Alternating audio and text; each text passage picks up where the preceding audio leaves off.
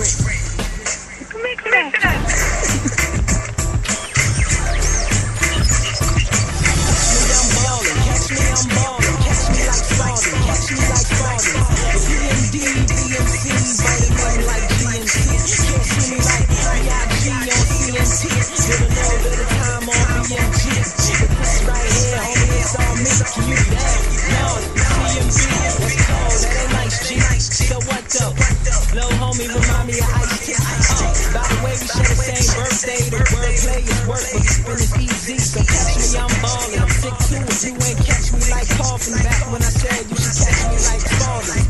been a long time, everybody. It's been a long time since I've done a live show. So, wow. Alright, hello and welcome to the Hardwood with Cameron Sadeghi here. We have a great show for you. All NBA, all everything about the NBA. It's a huge night tonight for the NBA. It's an 11-game night tonight. We'll give you all the updates that you need all around the league, across the show, during the show. We'll also let you call into the show. You can do that by just simply dialing 949-456-2911 to talk about any topic that you have in regards to the NBA. So we can talk about that. And we have a lot of other things that we're going to talk about here today. Many things. The return. No, we're not talking about the Derrick Rose return. We're not going to talk about the LeBron James return a year ago. We're talking about Carmelo Anthony returning to Denver tonight. 7:30 p.m. Pacific Time, 10:30 p.m. Eastern Time. The Knicks and the Nuggets will be squaring off in Denver on ESPN. That will be a great matchup. And guess what? Carmelo Anthony says the return won't be emotional. I'll tell you why he's lying. Well, why I think he's lying. Next, Andrea Bargnani, out for the entire season with an elbow sprain. We'll talk about how that's going to really hurt the Raptors, and it may not. What's going on with the Raptors? How are they going to deal with Bargnani? I'll talk all about that soon. Also, the Dwightmare. We heard so much of that. We heard so much of the Dwightmare in the summer. But it wasn't a Dwightmare in Orlando. Instead, it was a historic game for Dwight Howard, having the most free throws ever by a Los Angeles Laker in one game in the history of that franchise, passing Shaq's record. He had 39 points in the victory. He talks about, in the morning shoot-around, we'll talk about what he had to say and how he changed as a human being after leaving Orlando. Also, LeBron James and the Miami Heat have been going on an incredible 19-game winning streak, and they're looking to get 20 tonight in Philadelphia. They're up, right now at the half, 51-39. We'll talk about what LeBron had to say about the winning streak, and I'll talk about the significance it has in NBA history. Also, Derrick Rose, his return. When is that going to be? When is he going to come back? We're not really sure, and I'll tell you what his coach had to say about Rose coming back. Also, we'll talk about the NBA playoff picture. We'll get your calls in. You can also tweet me at SM_Cameron to be interactive on the show. I want to hear what you have to say. So, let's start out with most importantly, Carmelo Anthony coming back to Denver. So, according to Yahoo Sports, this is what Carmelo had to say. "I don't think it will be emotional," Anthony said. "I think it will be crazy sitting on the other bench, sitting on the other side of the court, being in the visitors' locker room. But as far as being emotional, I don't think so." Why did Anthony want to go to New York so badly? Okay, Slam Online's Marcel Mutoni goes on, and then this is what he had to say about the business side of things. Okay, let me read these quotes here. "People didn't really know the business side of the situation we were in," Anthony said. "Everybody's contract was up. They had plans of going younger. People from the outside looking in didn't really get it. I laid everything on the line for Denver," Anthony said. "I did everything I could for Denver. They opened the city up for me when I was 18 and 19 years old. We grew together. I never want anyone to forget that." It just, I can't blame him. I mean, for the emotional part, come on. Really, he's going to be a tiny bit emotional. I mean, if he drops like 45 tonight and makes the buzzer beater in overtime, come on. How can you not get emotional after that? Sticking it back at your team. I mean, come on.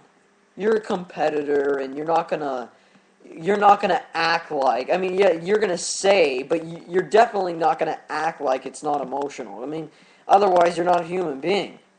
I mean, he's definitely gonna have some emotions inside, at least a little bit, I would hope.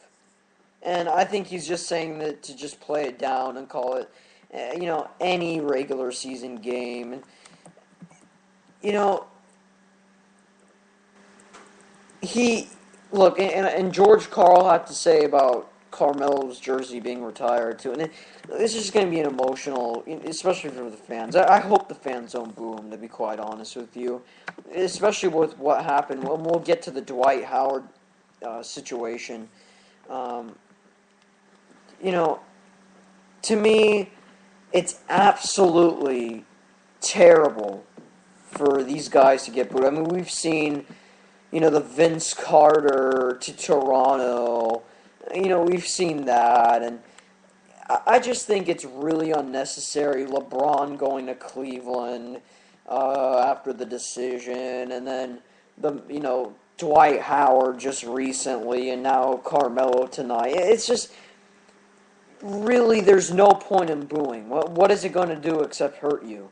I mean, do you think Carmelo Anthony's saying, "Oh my God, that guy in the stands, in the section 204, row 30, seat 3, he's got a weird sign. Oh my God, I don't know how I'm going to get through." Come on. No. Carmelo is going to play through the game, play his heart out. It's going to be a little emotional, but booing has or dwelling on the fact that, yes, I know he was an identity of the organization, but having a superstar leave shouldn't be something that you should dwell on. Personally, I think it's almost ridiculous that some people do. I mean, especially what occurred last night in Orlando, where it was just a heckle fest in Orlando, and they just couldn't let up. You just had a bunch of, there was like two drunken guys in the front row yelling and screaming their lungs out, looking as red as a tomato, and just putting on an embarrassing show for themselves. I mean, it serves no purpose, and it's meaningless, and it's useless, and fans need to stop dwelling over the fact that they, absolutely have to boo the superstar. No, don't do that. Serves no purpose. For Carmelo and the Knicks, and by the way, I want to talk about this game too, because yes, it is emotional, we get it, but both of these teams are very good teams. They're good playoff teams. Denver, look, I think Denver really can win this basketball game. I mean, the Knicks are just in a skid right now, and they can't get anything to go. I mean, they've really hit that wall. I mean, every team hits that injury bug, and I felt like the Knicks have gone through that right now. And it's really hard to go into a high altitude the way Denver plays defensively. And they'll put Iguodala on Anthony, or just really make it a tough matchup for Carmelo tonight. It's going to be difficult. It's going to be hard to just get through the game for the Knicks. I'm expecting the Nuggets by about 10. And then you look at the inside presence of Denver and Fareed and McGee, and you just have so much over there. And then that perimeter, they just get out in transition so quickly. I think, if this is, tied going into the fourth quarter and the Knicks make this a half-court game, then yes, the Knicks will win this basketball game. But if they don't, then I have to say the Nuggets are in trouble. I mean, the Knicks are in trouble, rather, if they, are down by 20 going into halftime. So be careful the Nuggets. Be aware of the Nuggets. A lot of people say they don't have a superstar. I heard Magic Johnson say they don't have a guy who can take that last shot. I don't care. I know it's important, don't get me wrong. You need a creator down the stretch when everything goes haywire in the NBA. But let's stop, continuously just going over the fact and talking about how terrible it is, when honestly they're a great team. They're in my opinion, I think they could possibly beat San Antonio in a 7-game series.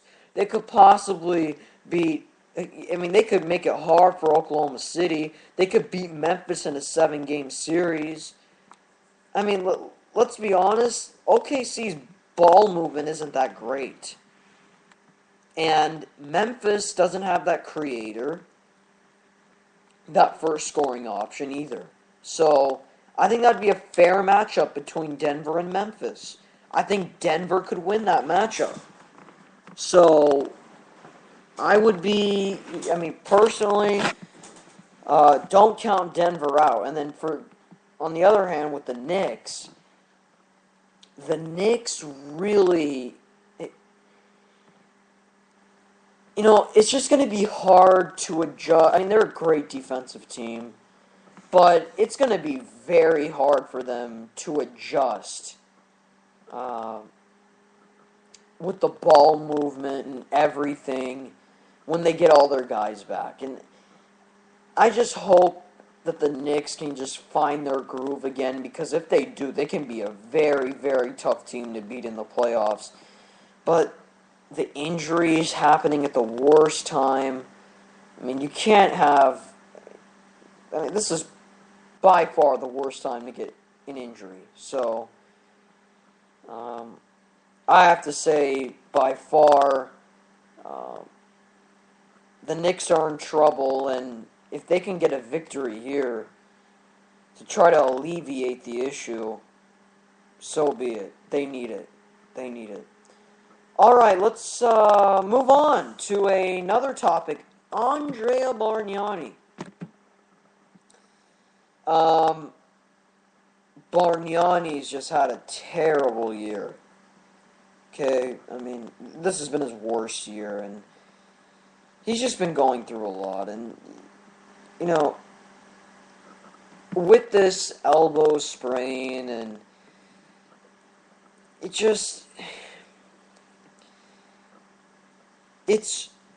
with this Bargnani issue, these last 2 years have been really tough. Really, really tough on him. Just can't get anything to go. But I still believe, and I don't know about Toronto. You never know. Toronto could make the playoffs this year. I'm going to look at the playoff picture. We'll get through that. But Toronto is really close to creeping up on Milwaukee. So, if they had a healthy, productive Bargnani right now, they'd be a for sure playoff team. a confident, healthy Bargnani. But, hey, Bargnani is going to be great in the future. They should secure Bargnani. I believe Bargnani can be very, very solid next year. It's just really I feel really bad for the guy. And with the Rudy Gay trade, with Kyle Lowry, imagine that big three. Rudy Gay, Kyle Lowry, Andrea Bargnani. How about that for a big three? You talk about having that opportunity to compete against anybody in the league. I think Kyle Lowry and Rudy Gay and Andrea Bargnani, all healthy and productive and all, in sync, that's a playoff team. And Toronto, I think next year will be the year for the Raptors, getting a playoff spot. This year, you never know. They've certainly improved. They've certainly come out of nowhere. So there's still a lot of work to be done, but Toronto's definitely heading on the right track. I think, Dwayne Casey, I didn't believe he would be that great of a coach, but I'm believing in Dwayne Casey more and more. I really thought that Kyle Lowry was not, appreciated by many when he first came to Toronto. I think he's an astounding player. In fact, I think he's a great, great, great talent. You got Amir Johnson, who's really solid. I just have to say, this team in Toronto has got to be a team that we could be looking in the future as a title contender. And I'm not saying, I know a lot of you are saying, oh, that's a crazy statement, but when I mean title contender, I'm not saying like, hey, 2 years from now they're going to the finals. No, I'm talking about like 5 years down the line, 6 years down the line. That's what I'm talking about. Okay, you never know. If they get a superstar in free agency, who knows? They could all of a sudden climb up the ladder and become a contender automatically. But we haven't seen that yet, and I really think Toronto can be a contender in the future. So, the Bargnani issue, terrible. And best of luck, and I wish, for Bargnani to come back. Because this team, they could be very dangerous. I see that potential. With Toronto. Let's take a quick break, and actually before we do, I want to give you a quick little update. Utah and Oklahoma City in the first quarter in OKC. Utah up 12-6, and then we have some other matchups. Miami and Philly going on. Washington and Milwaukee. That's another matchup there. They're both in halftime. Washington actually beating Milwaukee right now, 60-44, and then Miami leading 51-39. Indiana, Minnesota at the half, 62-54. Boston, they had a terrible loss last night against the Bobcats. They're trying to get some regain and get back in control in the Eastern Conference. 37-30 against the team that I was just talking about earlier, the Raptors. And then Atlanta and the Lakers. Atlanta winning 38-31 with 6:40 to go in the second. Houston and Phoenix. Houston up by 5 in the first, and the game that I just said, Utah and OKC, 12-6 with 6:07 to go. Okay, let's take a break. We'll talk about Dwight Howard and the day that he had yesterday in his return. Also, LeBron James, Miami Heat, how are they doing? And I want to hear what you have to say about issues. I want to hear what you had to say about the NBA. So you can call in at 949-456-2911. Or you can just simply comment on the little green bubble. You can click that green bubble. Type in your questions, comments, concerns, anything you want about the NBA. So let's take a quick 30-second timeout, and we will be back in a moment. Back here, the Hardwood with Cameron Sadeghi. We, talked about earlier about the Dwight Howard issue, as that seems to be, again, a huge, huge issue currently going on right now.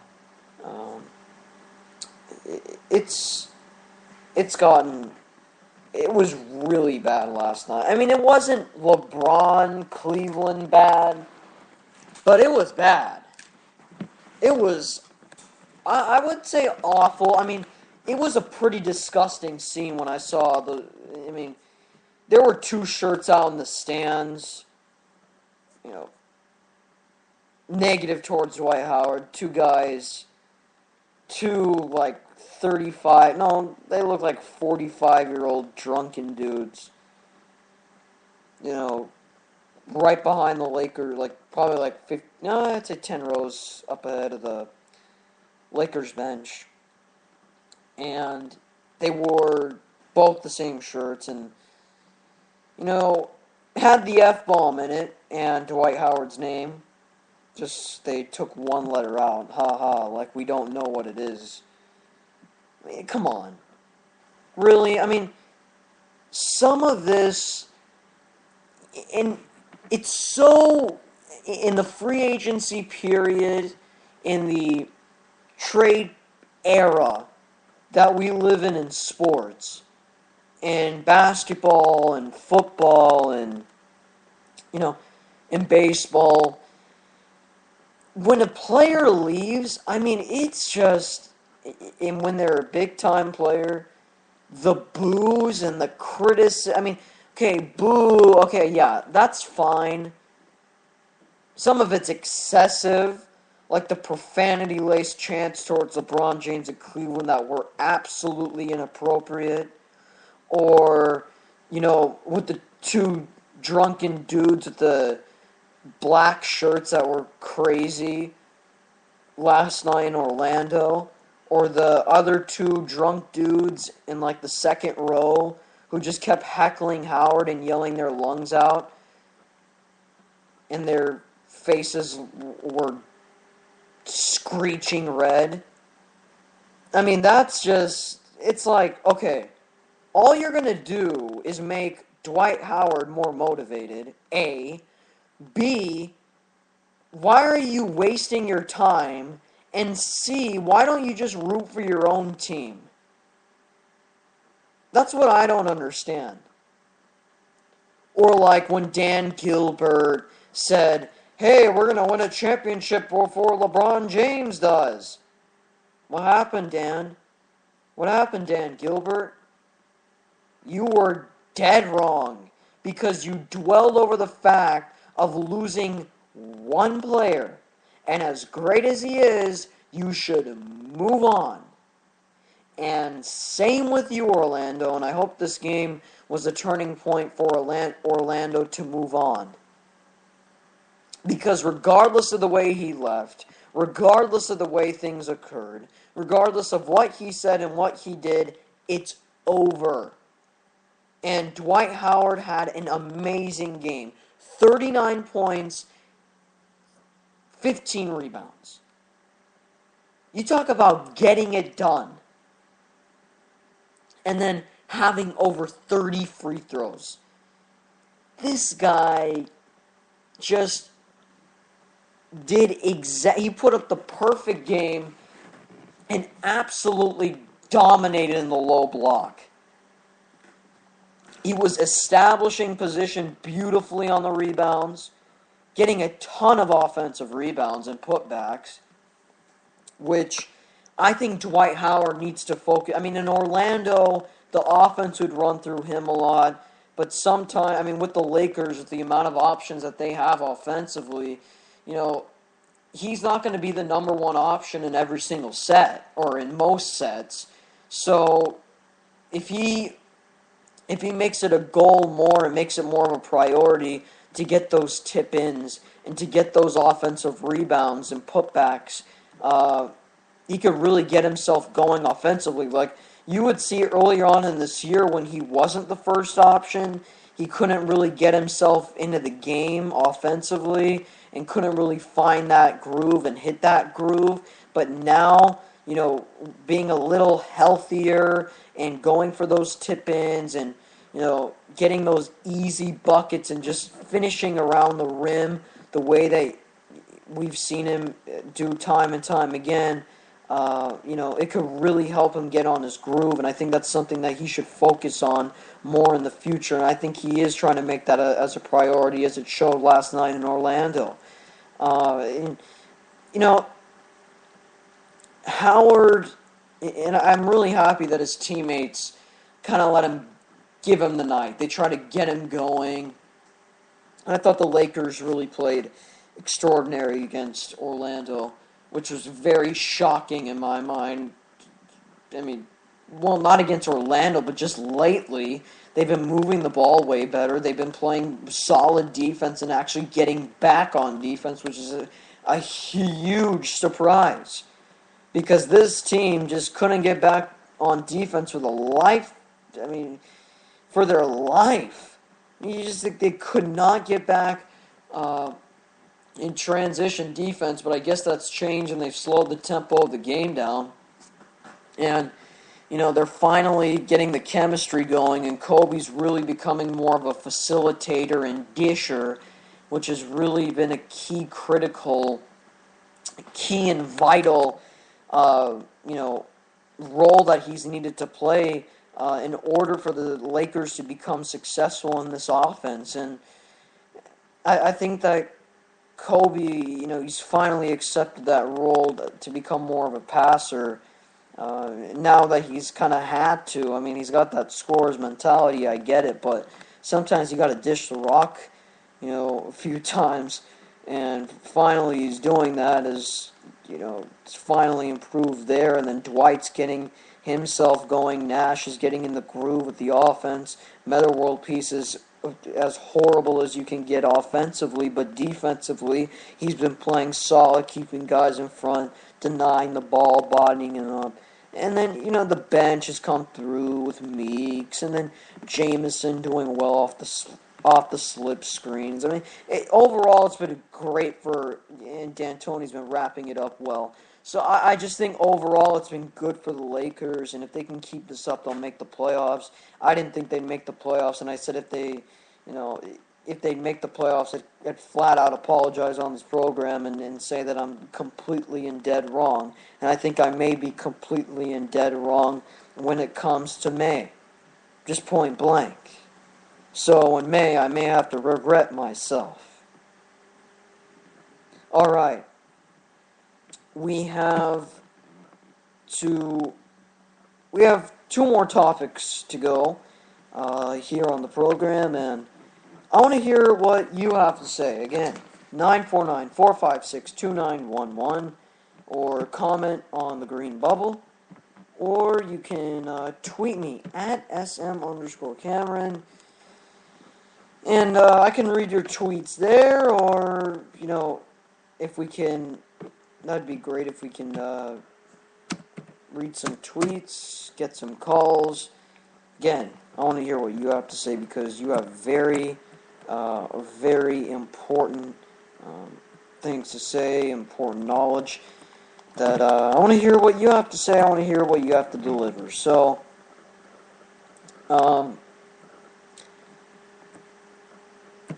let's take a break. Let's just take one more break. We'll be back to discuss the issue with Derrick Rose and coming back. We'll talk about the playoff race, and we'll keep going on the program. So, let's take a quick break. We'll be back in a moment. Hardwood with Cameron Sadeghi here on the program, and Derrick Rose. The return, will it come? Will it happen? According to the USA Today, Sam Amick, coach says Derrick Rose is welcome even if it's the playoffs. This is what he said at Sacramento. There's no timetable, he said. When asked if the time could come when it's simply too late in the season for Rose to return. Whenever he's ready. He's ready and he comes back. We made that clear from the beginning. We are pleased with the progress that he's making, and we want him to be comfortable when he's out there whenever he's ready. Alright, and then Rose told USA Today Sports on February 11th that he wouldn't return until he's 110%. That's very understandable. I'm looking at the pictures of Rose, practicing, and on the USA Today article, stretching out,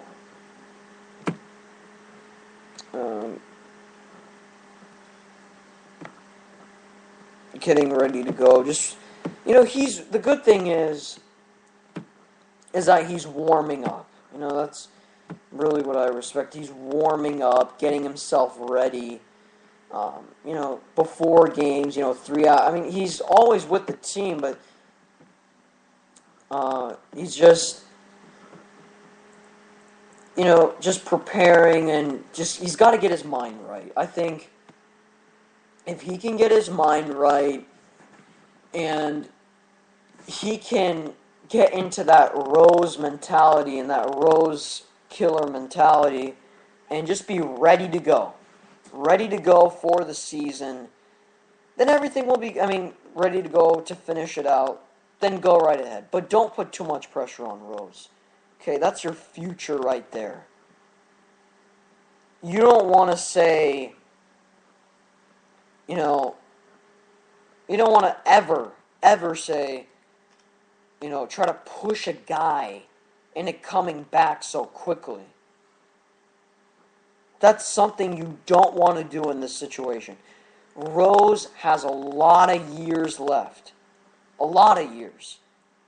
So they can afford not making the finals this year. Okay, they can make the finals 2 years from now. It's not necessary to bring him back today, tomorrow, next week, whatever. You can wait. You can afford it. I hope they don't put too much pressure on him, behind closed doors. I feel like they're putting some pressure on him. Just by the way, the talks have gone and the way Thibodeau's talking, it seems like, hey, we need Rose back or else we're not making it to the NBA final. That's very true. But don't hurry up the process. Don't hurry up the process. Just because he could run well right now, I don't know how he's going to fare, with the games coming back to back, 4 games in a week. That's tough. That's really, really tough. I think if they're going to transition him in, they should not play him. To me, if he says he's going to be ready before the playoffs, they should at least give him 15 games to recover. 5 games starting out on the bench and then get into that starter role so he can get his rhythm back and just get into the thick of things.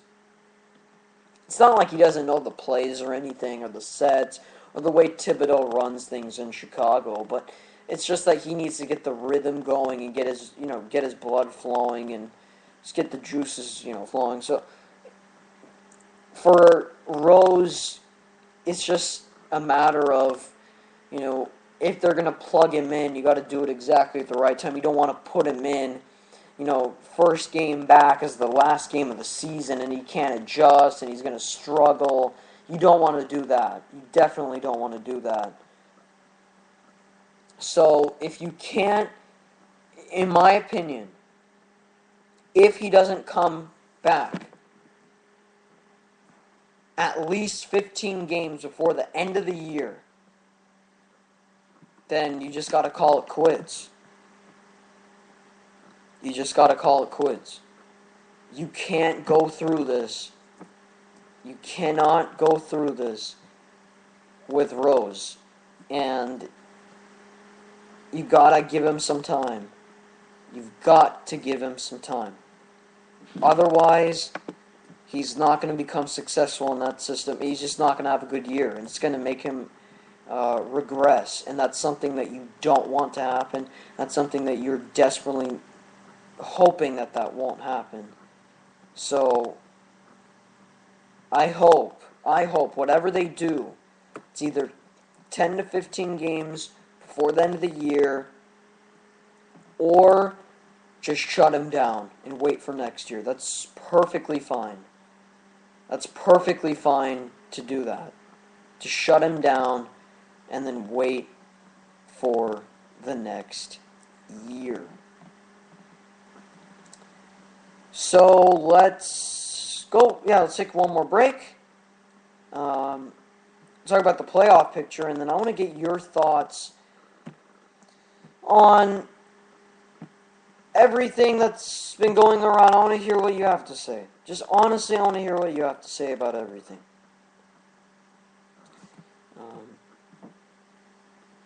I get to share my opinion, but I also want you to share your opinion as well. So let's just take a quick break, and we will be back in a moment. NBA playoffs, the picture rolling around. NBA playoff picture rolling around. So the Eastern Conference, if the playoffs were to start today, these would be the matchups in the Eastern Conference. The number 1 seed, going for 20 right now, versus the 76ers. Will they do it? Many say yes. I say yes as well. Can they win 20 games in a row? We'll find out by the end of tonight. But they are the number 1 seed. Milwaukee's the number 8 seed. And by the way, the season series is 1-1, which is very interesting. That tells me a lot about Milwaukee defensively. Scott Skiles and company, they play absolutely great defense. They really do. I got to give a lot of credit to them. New York, Atlanta, the 2 and the 7. The Knicks, they're leading 1-0 in the season series. And then Indiana and Boston. Indiana 3rd, Boston 6th. But the Boston Celtics, they are leading the season series there. That's going to be probably the most intriguing series. Indiana and Boston, if that were to happen. Talk about 2 tough defensive-minded teams battling it out. That'd be a great, great matchup. Brooklyn, Chicago, 4 and the 5. 4 and the 5. That'd be an excellent one as well. But Chicago leading the season series there, 2-1. Let's look at the race for the 8th. Milwaukee is the 8th spot, 32 and 30.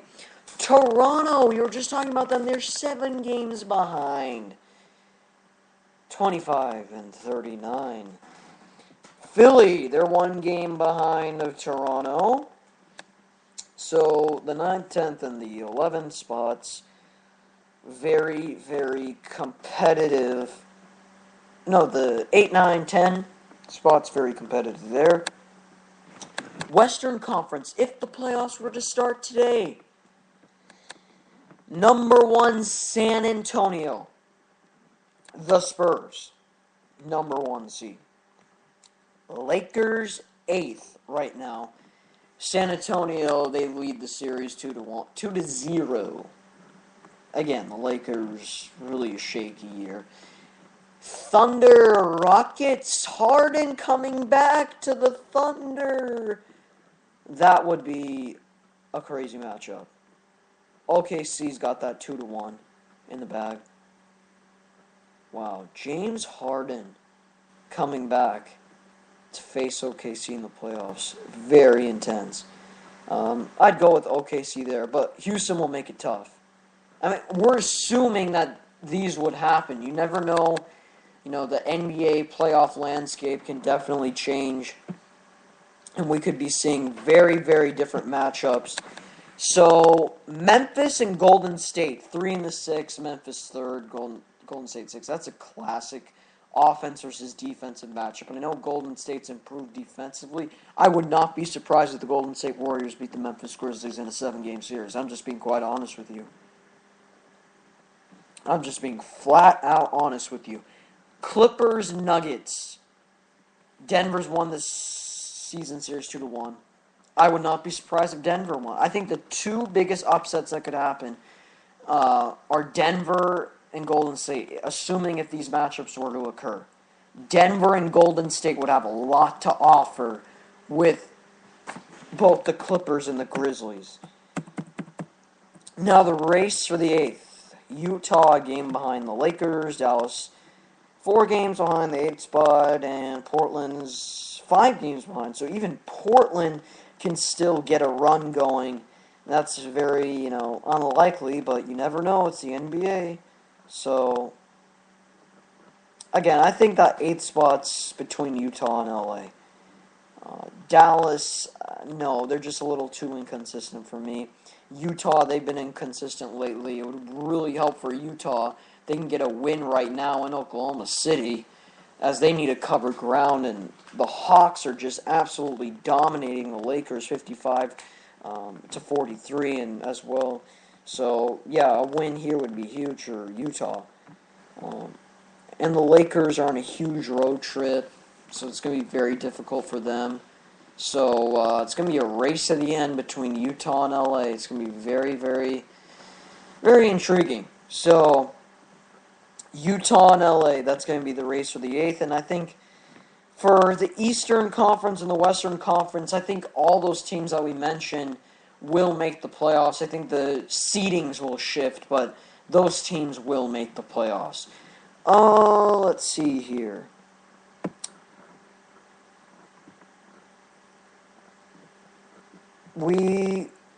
That is it. Well, let me give you a few updates before we go, and then we're going to wrap things up here. Miami and Philadelphia, 71-66, going into the 4th quarter. Will Miami lose? It's going to be very... I wonder. I think Miami will seal the deal there. Milwaukee and Washington. Milwaukee, they come back 78-75 against the Washington Wizards, not the Generals. A lot of people call them the Generals because they are that bad, but I'll call them the Wizards and not be disrespectful. Indiana, Minnesota, 82-69, almost the end of the 3rd there in Indiana. Toronto, Boston, halftime, 49-40. Boston, they're trying to move up. Try to gain some ground here. Let's see if they can do it. Atlanta leading the Lakers 55-43 at the half. Houston leading by 1 against the Suns 34-33. Oklahoma City and the Utah Jazz 33-26. That's on ESPN right now. And then we have a few games coming up tonight. Chicago, Sacramento, 7 o'clock p.m. Pacific Time, 10 Eastern. New York, Denver, 7:30 p.m. Pacific Time and 10:30 Eastern Standard Time.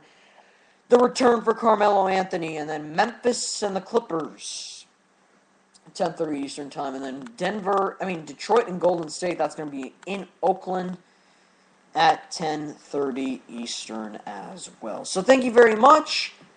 Please follow me on Twitter, at SM_Cameron. Please like our Facebook page on National Sports. We really appreciate everything that you guys have done, all the times that you've listened. I may change my show time. I'm not going to do Sundays. I'm going to do Saturday mornings probably, or Friday afternoons. I'll tell you guys on Facebook or Twitter, both, just so you know in the future, because I cannot really do Sundays at 5 o'clock p.m. Pacific time. It's a very hard time to do it, and for me, it worked a few times, but it just could not sustain it, so I may have to change the time. Really appreciate everything that everyone's done here on National Sports, and everything that everyone's done here on the program, and all the contributions made, all the listeners, all the people who make fun of me about the show, but that's okay. I want to thank all of you, and that's it. Thank you. Times I just end up falling, ball for a few, then end up walking. Catch me in the ball with a Cinderella waltzing, and I do it till it's no longer exclusive.